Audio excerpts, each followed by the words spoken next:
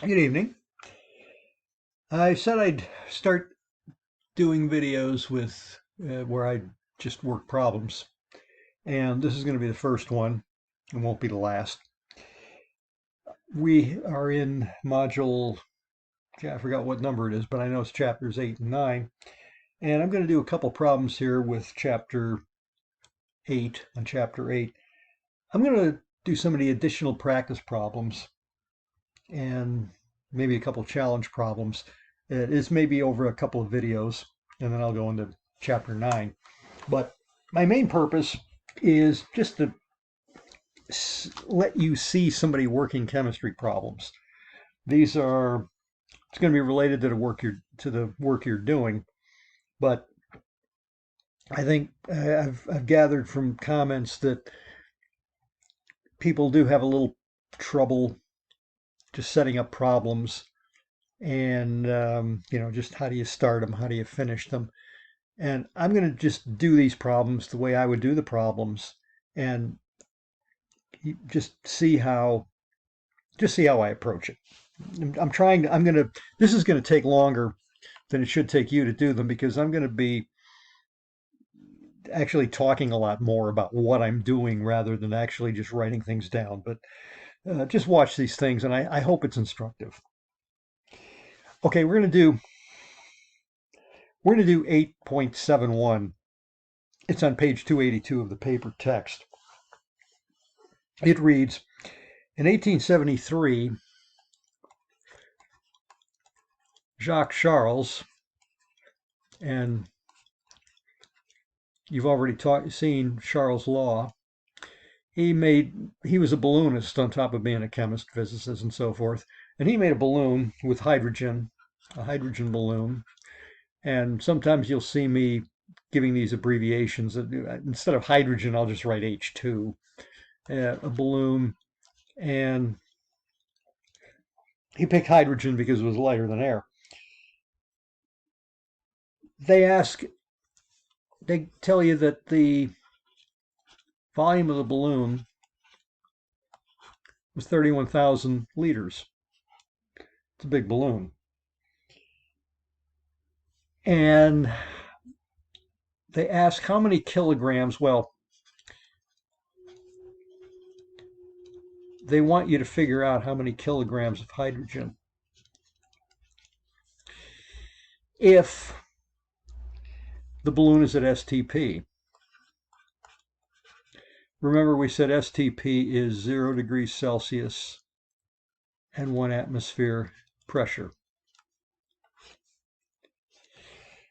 It doesn't look like we're going to need to convert to Kelvin at this point. We're already assuming STP. So what does STP mean?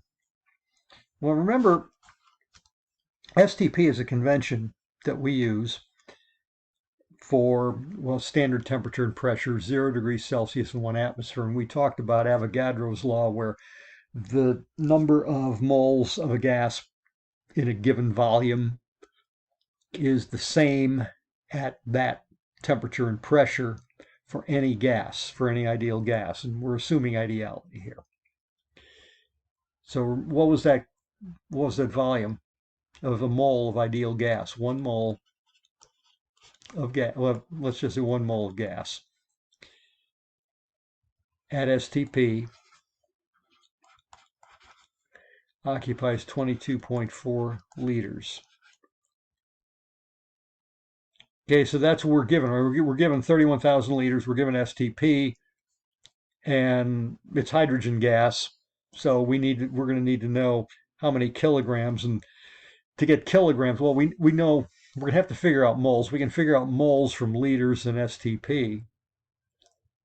You think about these things. Okay, so now you got to get the kilograms of hydrogen. So we're also going to need the molar mass of hydrogen. So why don't we get that?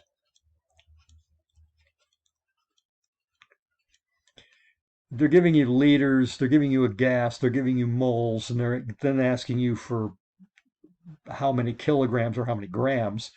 You're going to need the molar mass. So what's the molar mass? Well, the formula for hydrogen is H2. Remember, it's diatomic. So We know that hydrogen alone, the atomic mass, or well, I don't want to, that looks like I might confuse the issue. Hydrogen, if you look in the periodic table, 1.008 grams per mole. Now wait, you say, you're talking about H2, and now you're saying H is 1.008. Well, wait a minute. We're talking about, notice I don't have the subscript on, the subscript 2 on this H. That is an atom, 1.008 grams per mole. That is 1 mole of atoms. If we have H2, we have 2 atoms. So you're going to double this. It's times 2. So let's just write this down. It's going to be 2.016, it looks like, grams per mole. Now, we're probably not going to use, from this number to 31,000, you see, we've only got 2 significant figures. So we're not going to need all 4 of those, but let's just go with it for now. We're not going to need it for a while. So what do we have? We're given liters, 31,000 liters. We are given STP, so we're given those, and we're essentially given the molar mass because we can calculate it from the periodic table. So we're asked how many kilograms of hydrogen. Well, we're going to need another conversion here.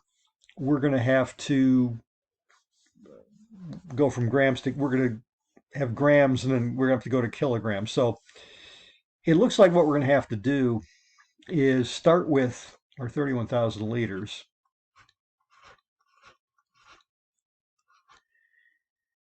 And we're going to have to convert that to moles of hydrogen. We're going to have to, and then we're going to have to do some other things, and we're going to ultimately get to kilograms of hydrogen. So we're going to have some number here, and all of this is liters and moles, and it's going to be, we're working with grams, and then we're going to have to convert to kilograms at the very last. So why don't we put that down? We need kilograms. We're going to need a conversion factor of kilograms per gram. Well, we know there's 1 kilogram per 1,000 grams. Okay, so we know we're going to have to do that at the end. And we're going to have to convert 31,000 liters to moles. We can do that because we have this 22.4 liters. So what are we going to do here? 31,000 liters, we're going to have to convert that to moles. So how do we convert that to moles? We've got 22.4 liters per mole. Okay, so we can write this as 22.4 liters per mole.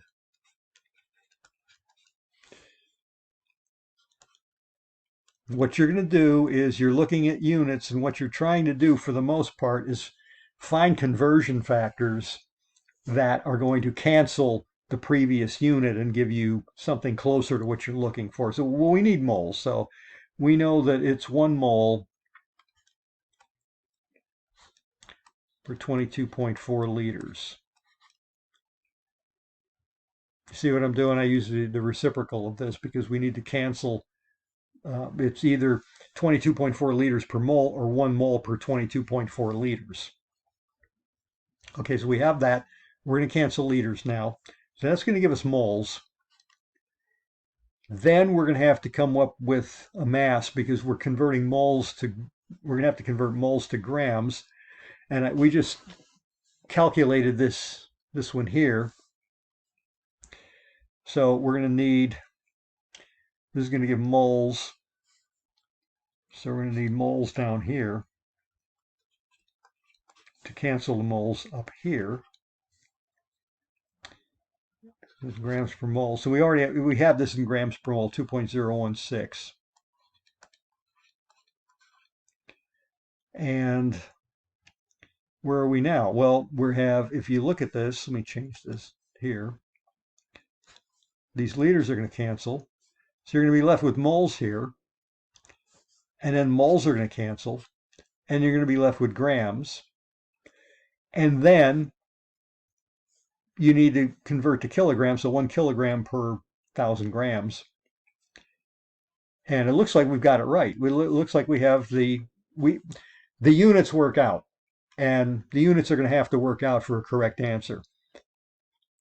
Most of the time, this is going to work. What we're doing here, we know that it's going to work out that way. We get the kilograms, and we're going to be in good shape. When you get into some more advanced things, you need to have more considerations than just whether the units work out. But we got the units to work out. So let's go through the numbers. Let's calculate the numbers. Let's get out a calculator and just start working here. We got 31,000. We divide it by 22.4. Then we multiply by 2.016. Then we divide by 1,000. And we get 2.79. Now, we're doing red here. Let me change the color. I don't know, what color do I want to use? Let's use no, let's not use that one. Let's use this. No, let's use the red. We'll stick with the red. Okay, we get 2.79 kilograms of hydrogen. But remember, we're being picky about scientific notation here, or picky about significant figures rather. And you see that the 31,000 liters is written in such a way that it looks an awful lot like, well, you don't have this decimal place here at the end of the 31,000. So we're assuming we only have 2 significant figures. So we're going to have to round this. So we do. Rounded to 2.8 kilograms. And this is, I picked an odd number problem. And 8.71, the answer in the back, is at the end of the chapter is 2.8 kilograms. Okay, so we're in good shape here. This is one thing you want to do, is work a lot of these odd numbered problems into text, because they give you an answer. If you just work a problem and you get an answer and it looks good, it's a good chance you're going to have it right. But you want to work the odd numbered problems without looking at the answer, and then take a look at it, and if it doesn't work out right, then you can go back and start looking to see what you might have done wrong. And that's the way you have to make mistakes in order to learn anything, really. Okay, so that's what we have. That's our first one. This was problem 8.71.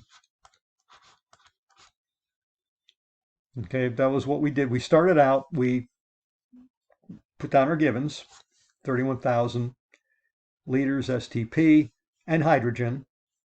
We said it was hydrogen. And then we thought about it, and we looked to see what else we needed to get to kilograms of hydrogen, and we decided that we needed to get moles, so we worked out the molar mass of hydrogen gas, and we ended up going through this and got 2.79 kilograms, which we rounded to 2.8 because of the 2 significant figures. Let's see, 2 significant figures right here. Okay, so that's 871. We're going to go to 872 next.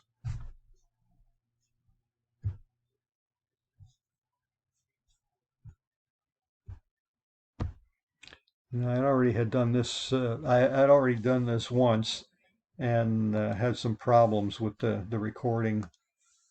But we'll. Okay, that's set up. I said 872. So now we're doing this one on our own, with our own confidence that we sort of understand what's going on here. The question is worded in 871, the problem 871. The balloon reached an altitude of 1,000 meters. Okay, altitude of 1,000 meters.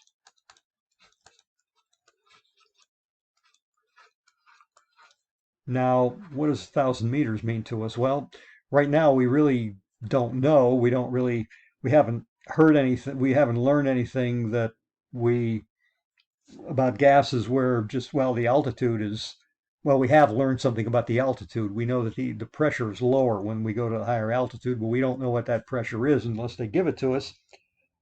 And they give it to us. The pressure is 658 millimeters mercury.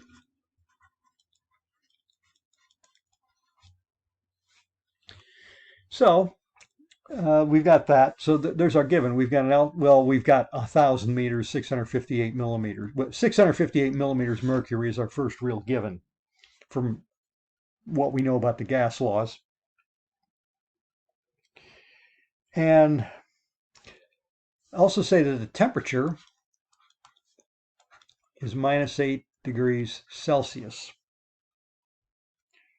What was the volume in liters of the balloon at those conditions? Okay, so we want the volume in liters of the balloon.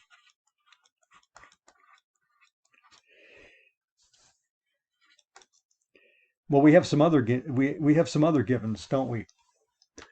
What does this look like? This looks like that combined. We're looking at, we have given a pressure and a temperature, which is different from STP. Okay, so we had STP before, so we had 39,000 liters at STP. So 0 degrees Celsius and 1 atmosphere pressure. So we've got a couple things we have to do here. We're going to have to, since we're changing the temperature, we don't have a constant temperature, we have to account for temperature, which means we're going to have to convert to Kelvin.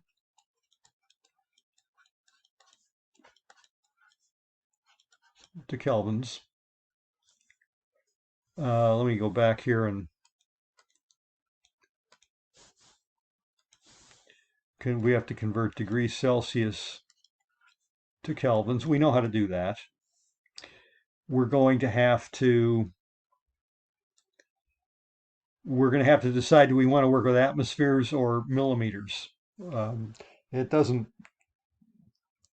we don't really, they don't give us what pressure to use. I think it's a little bit easier to work with atmospheres. You might not. We can work it both. Actually, we can work it both ways. But we have to convert either atmospheres to millimeters or millimeters to atmospheres. So let's do those to start. Well, we know the T1, okay, let's say 39,000 liters and 0 degrees Celsius and 1 atmosphere is condition 1. Okay, so let's do this. We know that V1 is equal to 39,000 liters. T1 is equal to 0 degrees Celsius, which to convert to Kelvin is going to be, you're going to add 273 Kelvin. So it's going to be 273 kelvins. And what else do we have? We have atmosphere. We have, well, 1 atmosphere. And you know it's 760 millimeters mercury per atmosphere. So it is also, it could be 760 millimeters mercury. So that's P1. That's P1. Okay. What we have with the second set of conditions, we don't know. We don't know. This is going to be V2. V2 we don't know.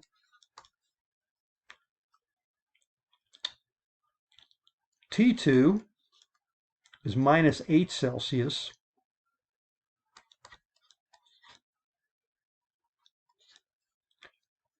And we need to convert that to Kelvin. So the way you convert Celsius to Kelvin is you add 273. And that's going to give you -8 plus 273. And it's going to be 265. That's 265 kelvins. And the pressure is equal to 658 millimeters of mercury. We've already calculated our P1 to 760 millimeters of mercury, so we have that. But if we want, we could take 658 millimeters, multiply it by 1 atmosphere per 760 millimeters mercury, and that'll give us 658 divided by 760, and it looks like we're mostly in, well, we're still going to have two significant figures, but at the very end, but we can use 3. We're 658, that's 3, and 760 is actually an exact number. So let's do it in 3 significant figures for right now. And that's 0.86578,974. So 0.866 atmospheres. All right. So we have a good bit of information down.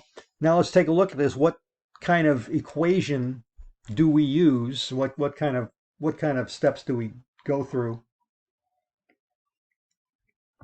to actually do this calculation?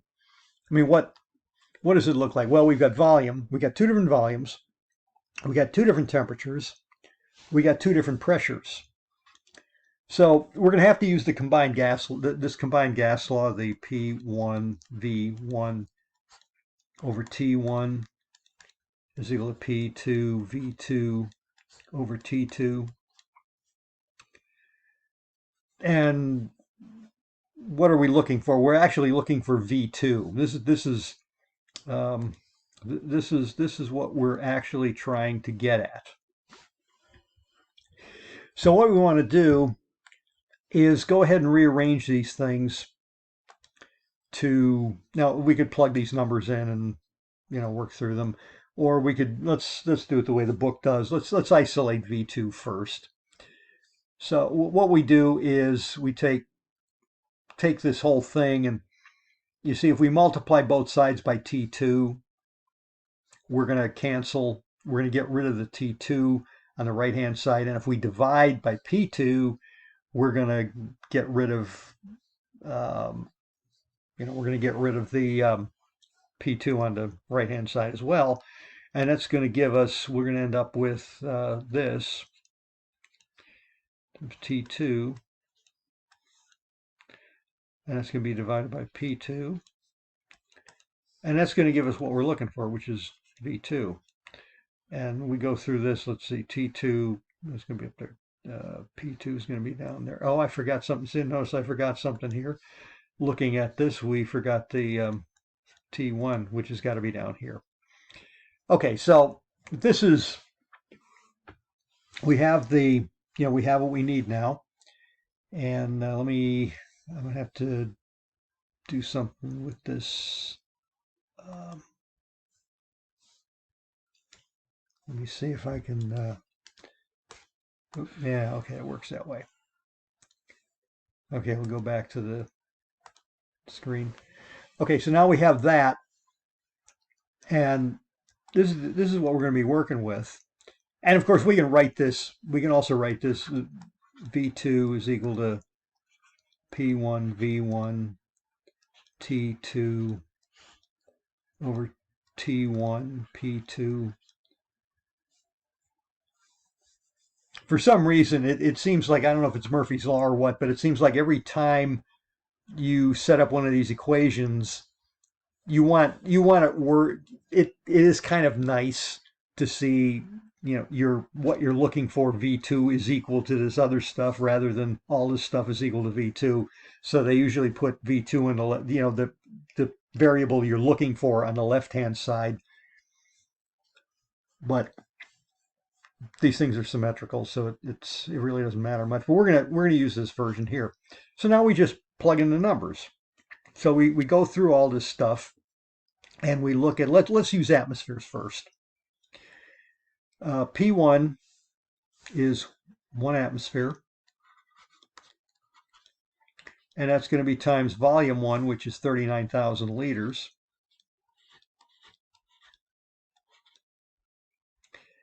And that's going to be times T2, which we know is 265 kelvins.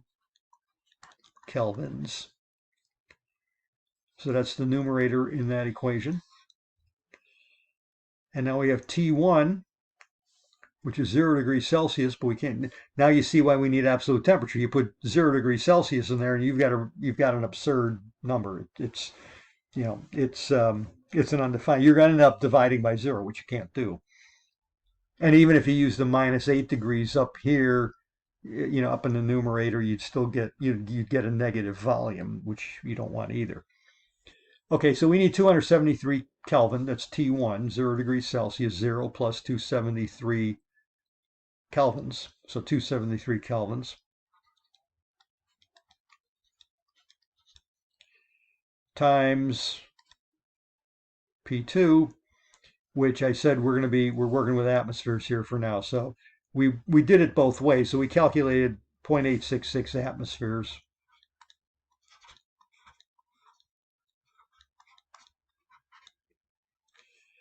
And let's work through the numbers. What are we going to get? Well, 1 times. See, one of the nice things about working with atmospheres here is that you're starting with STPs, standard temperature and pressure. You've got 1 atmosphere, so that you're multiplying by 1. You don't even need a calculator to do that. So, but let's do it anyway. I'm going to do it anyway. 39,000, 1 times 39,000 times 265 divided by 273 divided by 0.866. Now what I get here is 43715. And it's a longer thing. It's 43714.9 something or other. But we're gonna round this off to 2 significant figures anyway. So we'll just go with that. And what are the units? Well, okay, atmospheres cancel here.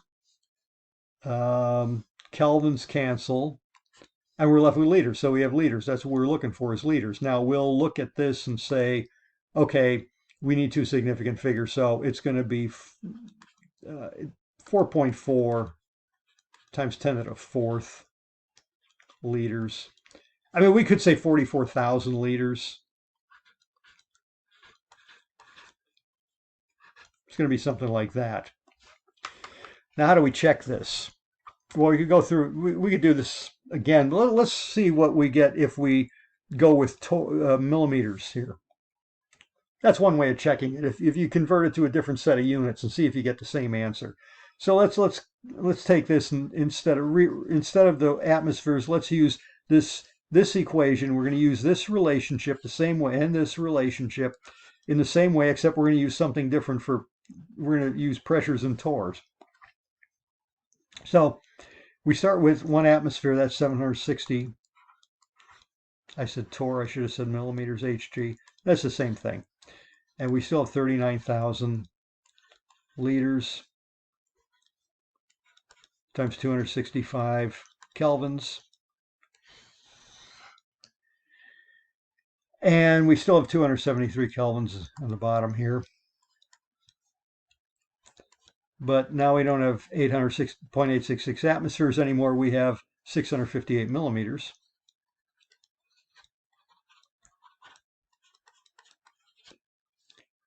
And let's see what we get there.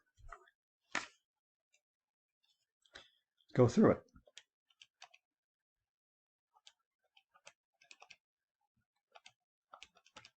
I've just multiplied 760 times 39,000 times 265. Now I'm going to divide by 273 and divide by 658. And I get, this time, I get something a little different here. I get 4372, so I obviously have missed something. Let me try again. 760 times 39,000 times 265 divided by 273 divided by 658. And now I get 43725. Actually 43726 liters, which you think, well, that something's wrong there. That doesn't look too good. But don't forget, we had to do we were converting atmospheres between atmospheres and whatchamacallit, atmospheres and torr. So we're really not in that bad a shape here, because it's still going to notice that two significant figures, we've only got two significant figures here and here. So we're going to end up with 4.4 times 10 to the fourth liters, or 44,000 liters. Now, this one, you're going to see this happen if you're looking at different units, because, okay, if you think about it, we have, okay, 1 atmosphere in 760 millimeters is exact. But now when you 658 millimeters, if you divide 658 by 760, you actually get something to go out, 0.8657889, so forth. So you're going to see a little difference. It's not quite as clean a number. There's going to be a little difference there. They're going to round a little bit differently. So if you see these differences, like in a number like this, where you've got a total of five places, and there's a lot more when you see it on the calculator, you don't worry too much about that, unless when you start seeing differences in your significant figures, then you have to worry, and you don't see any. So you get the same significant figure. So this is going to be the answer, 44,000 liters, or you would actually it'd be preferable for you to give the answers 4.4 times 10 to the fourth liters. Okay, now that was a bit of a long-winded way of doing these two problems. It shouldn't take you that long to do them, but over time, and you work a lot of problems, you're going to do a lot of this organizing in your head. You're not going to necessarily be conscious of it, but it's I said something like this. I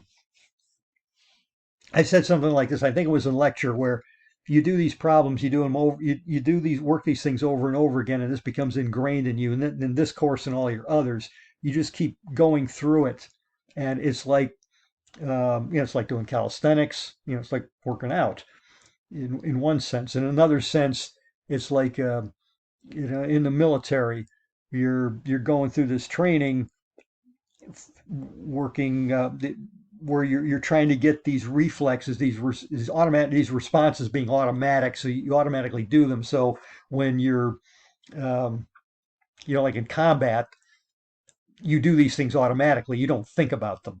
So you think about them when you're working practice problems. Additional practice problems. That's why you should work a lot of practice problems. So you develop these automatic reflexes. They give you the book gives you these strategies for solving problems. Givens, what you're asked for, and then you put together a strategy. That's true, but you don't have to do all those steps in the same order as you go along. In real life, things, they don't really break down, but you fill things in differently. So what you want in the back of your mind is the framework for solving the problem. And when you've got all these numbers, all these quantities you're working with, you simply fill them in where they belong in the framework that you already have. And so things are going to be happening in a different order. But that's 871 and 872. Okay, so that's all we're going to do this evening, and I'm going to put this up for you, and I'm going to record some more in the morning or tomorrow, maybe over the next few days, see, just so you see somebody working problems. And if this leads to some questions, that's good. We can talk about those, and if not, then hopefully you'll understand this and you get the idea. You have to work problems. So we'll see you later.